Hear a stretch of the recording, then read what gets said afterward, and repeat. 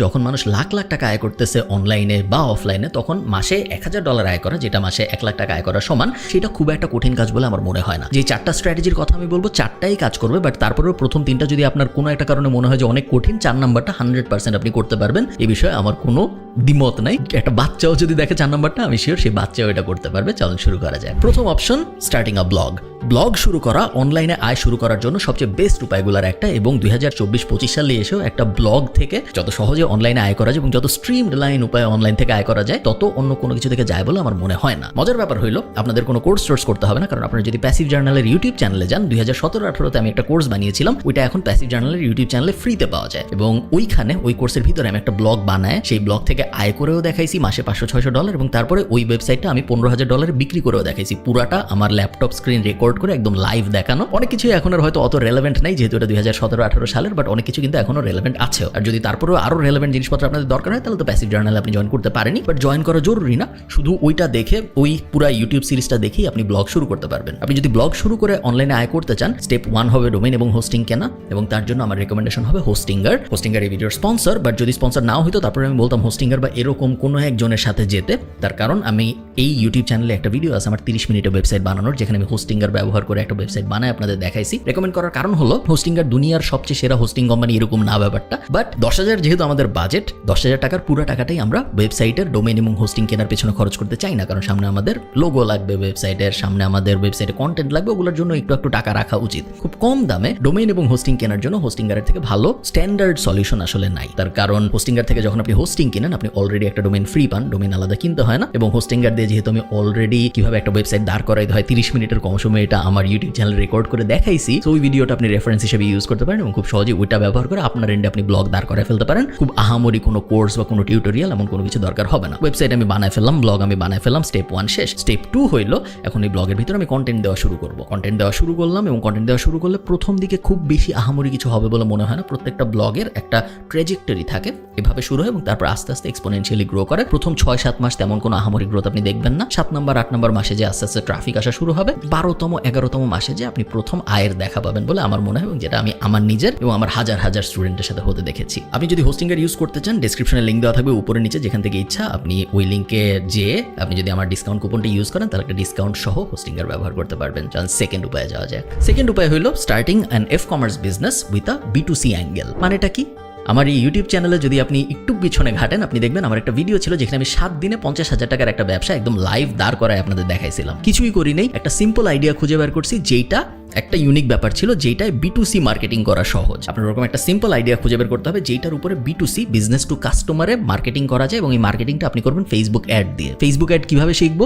Again passive জার্নালের YouTube চ্যানেলে যদি আপনি যান, ফেসবুক অ্যাডের বেসিক কোর্স ওখানে পুরোটাই দেওয়া আছে, আপনার কোনো জায়গায় কিনতে হবে না। অ্যাডভান্স কোনো কিছু যদি শিখতে চান, তাহলে তো প্যাসিভ জার্নালের কোর্স আছেই, বাট বেসিকটাই এনাফ মোটামুটি শুরু করার জন্য। এমন একটা প্রোডাক্ট বা সার্ভিস আমাদের খুঁজে বের করতে হবে, আইডিয়ালি প্রোডাক্ট যেইটা খুব সহজে ফেসবুক অ্যাড দিয়ে মার্কেটিং করা যায়, এবং তারপর ওই দুইটা যখন আমি পাশাপাশি বসাবো, খুব সহজেই আমার ধারণা 1 থেকে 2 মাসের মধ্যে আপনি 1 লাখ টাকায় চলে যেতে পারবেন রেভিনিউতে, প্রফিটে না, এবং তারপরে আরো 2-3-4 মাস সময় লাগবে প্রফিটেবিলিটি পর্যন্ত যেতে। থার্ড, একটু কমপ্লিকেটেড, এই টপিকটার নাম হলো starting a business with an influencer in the B2B or B2C arena, ideally B2B। মানেটা কি? আপনি চিন্তা করেন, বিভিন্ন ইনফ্লুয়েন্সার আছে বাংলাদেশের মার্কেটে। বাংলাদেশ এখন ইনফ্লুয়েন্সারদের জন্য স্বর্ণখনি, চারদিকে যেদিকে তাকাই আমরা দেখি ইনফ্লুয়েন্সারগুলো আসলে কারা? ইনফ্লুয়েন্সারগুলো তারা যারা মানুষকে কোট আনকোট ইনফ্লুয়েন্স করে, বিভিন্ন ধরনের কন্টেন্ট বানায়, তাদেরকে তো আমরা ইনফ্লুয়েন্সার বলি। বেশিরভাগ ইনফ্লুয়েন্সারের বিজনেস সেন্স খুব খারাপ, কারণ ট্র্যাডিশনালি ঐতিহাসিকভাবে সামাজিকভাবে বাংলাদেশের মানুষকে বিজনেসে অত আগ্রহীও করা হয় না, বাংলাদেশের মানুষকে রিস্ক নেওয়া অত শেখানো হয় না, এবং বিজনেসকে সাধারণত চাকরির থেকে অনেক নিচে দেখা হয়। কেউ ছোটবেলায় তার রচনায় লেখে না যে আমি বড় হয়ে ব্যবসায়ী হবো, সবাই লেখে আমি ডাক্তার হবো, ইঞ্জিনিয়ার হবো। সাধারণ মানুষের জন্য সত্যি, ইনফ্লুয়েন্সারদের জন্য এটা সত্যি। এই ইনফ্লুয়েন্সারগুলা মনে করে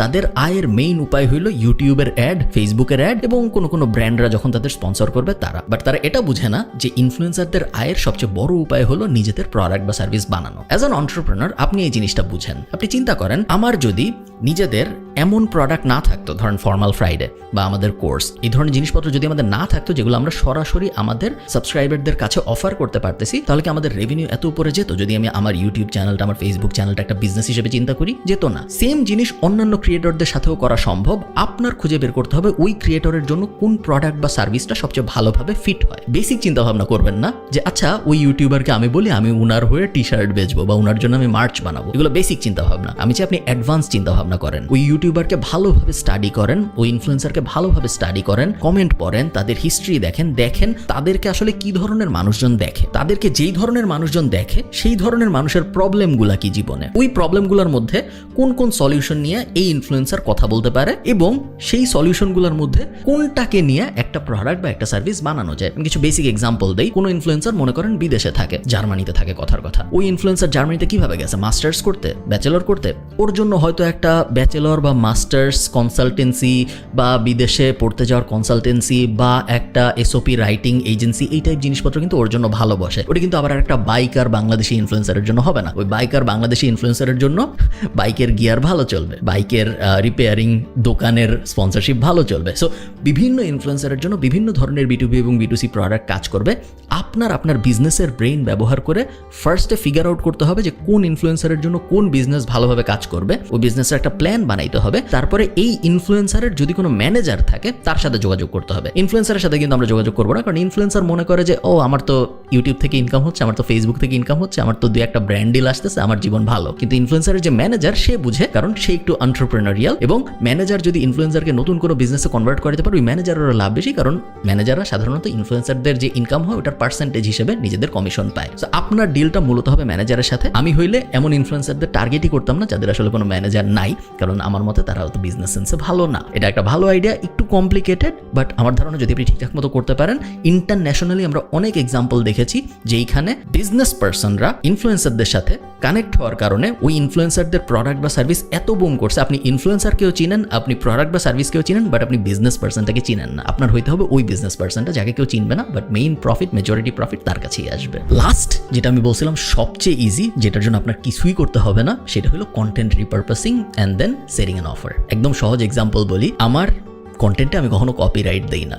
আমার ইউটিউব কন্টেন্ট বলেন, আমার ফেসবুক কন্টেন্ট বলেন, আমি কখনো কোনো কপিরাইট দেই না। অনেক ফেসবুক পেজ আছে, Khalid Farhan, digital academy, passive জার্নালিটি, অনেক ফেসবুক পেজ আছে আপনারা জানেন, অনেক ইউটিউব চ্যানেল আছে আপনারা জানেন, যারা আমি যখনই কোনো একটা কন্টেন্ট আপলোড করি ওটা ডাউনলোড করে, কখনো তারা ওটাই আবার ডাউনলোড করে সরাসরি আপলোড করে দেয়, কখনো তারা ওটা কেটে ওই কন্টেন্টের ভিতর থেকে যে রিল বের হয়, ওই কন্টেন্টের ভিতর থেকে যে শর্টস বের হয়, সেগুলো আলাদা আলাদা করে আপলোড করে তাদের নিজেদের প্রোফাইলে, পেজে। কন্টেন্ট রিপারপাসিং যখন করা হয় সরাসরি তো একটা ইনকাম হয়। ফেসবুক তাদেরকে রিল ভিউয়ের জন্য টাকা দেয়, ফেসবুক তাদেরকে ভিডিও ভিউয়ের জন্য টাকা দেয়। তারা যদি ওইটা ইউটিউবে আপলোড করে, আমি যেহেতু কোনো কপিরাইট দেই না, সো তারা ইউটিউব থেকে ওটার থেকে ইনকাম পায়। ওটা একটা ডিরেক্ট ইনকাম, এবং তারা অনেক সময় আমার থেকেও বেটার টাইটেল এবং আমার থেকেও বেটার থাম্বনেইল ইউজ করে। সো এরকম কয়েকবার হয়েছে আমার ভিডিও আমার ফেসবুক পেজে আপলোড হয়েছে বা আমার ইউটিউব চ্যানেলে আপলোড হয়েছে, আমি হয়তো ভিউ পেয়েছি 50,000, বাট ওটা ডাউনলোড করে আরেকটু ভালো টাইটেল এবং আরেকটু ভালো থাম্বনেইল দিয়ে অন্য কেউ আপলোড করছে তার পেজে, ওটার ভিউ হয়েছে হয়তো 6 লাখ। এরকম অনেকবার হয়েছে আমার সাথে।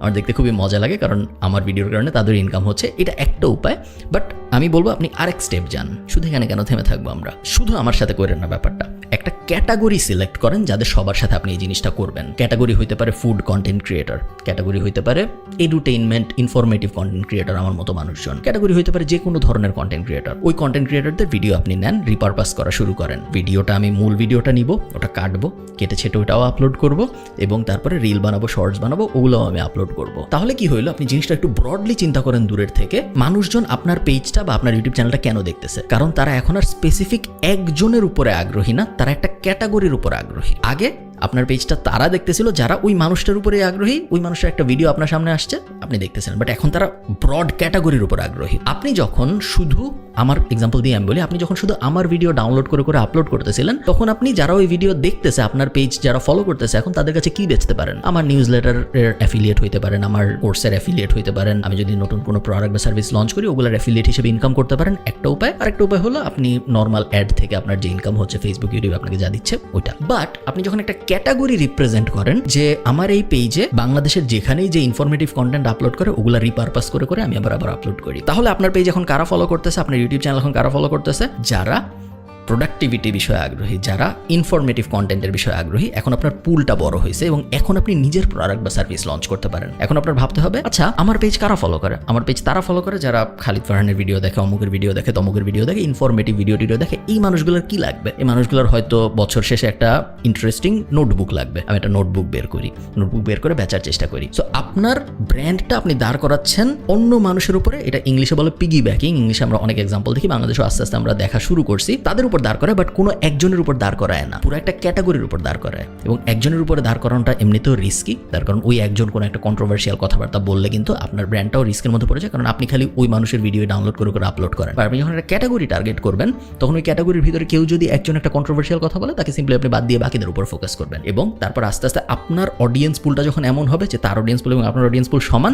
তখন আপনার শুধুমাত্র তার প্রোডাক্ট বা সার্ভিসে বেচতে হবে না, আপনি তখন নিজের প্রোডাক্ট বা সার্ভিস পুশ করতে পারবেন। শুনতে একটু কমপ্লিকেটেড মনে হচ্ছে, বাট অনেক বাংলাদেশি এক্সাম্পল আমি দেখছি যারা আমাদের পডকাস্ট নিয়ে এটা করে বেশ সফল হচ্ছে। তারা কিছুই করে না, জাস্ট আমাদের ভিডিও কেটে কেটে আপলোড করে এবং মাসে তাদের ইনকাম হয় 15,000, 20,000, 25,000, 30,000। আমার ধারণা এটা আরও বড় স্কেলে করা সম্ভব।